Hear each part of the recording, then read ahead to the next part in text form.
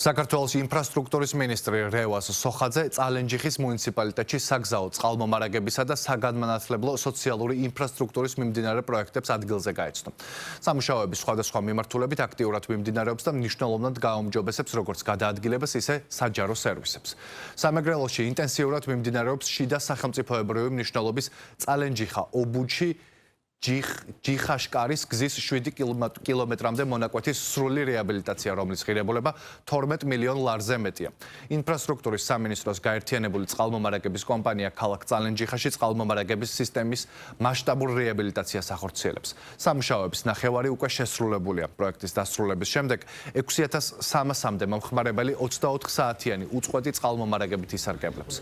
მინისტრი ასევე გაეცნო სოფელ ობუჯში 50 ბავშვზე გათვლილი ბაღის მშენებლობის დასკვნით სამუშაოებს.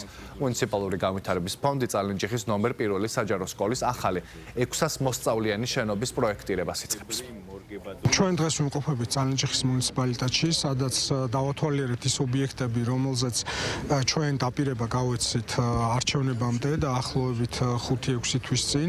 ეს არის საგზაო სამუშაოები, წყლის კომპანიის მიერ ჩატარებული სამუშაოები, რომელიც აქტიურად მიმდინარეობს და რაც ძალიან მნიშვნელოვანია, ასევე ვართ ნომერ 1 საშუალო სკოლის ტერიტორიაზე, რომელიც სამწუხაროდ ძალიან დიდი ხანია უკვე დანგრეულია. ჩვენ იცით, რომ სამინისტრომ გამოაცხადა პროექტირებებზე კონკურსები, ეს პროცესი აქტიურად მიმდინარეობს. მნიშვნელოვანია, რომ ასევე წყლის თემაშიც ქალაქ წალენჯიხის წყლის უზრუნველყოფაც ბოლო ფაზაშია და შესაბამისად ეს პროექტები მოინახულა მინისტრმა. მნიშვნელოვანია, რომ მომავალ წელს ჩვენ იუსტიციის სახლი-მშენებლობა გველოდება წინ, გველოდება ასევე სკოლის მშენებლობას დავიწყებთ, ასევე მნიშვნელოვანი ნაკიფუს ქუჩა არის კიდე 4 კილომეტრამდე იმის დაწყება იგეგმება და შესაბამისად მომავალ წელს ერთ-ერთი აქტიური მუნიციპალიტეტი იქნება ინფრასტრუქტურული პროექტების მიხედვით.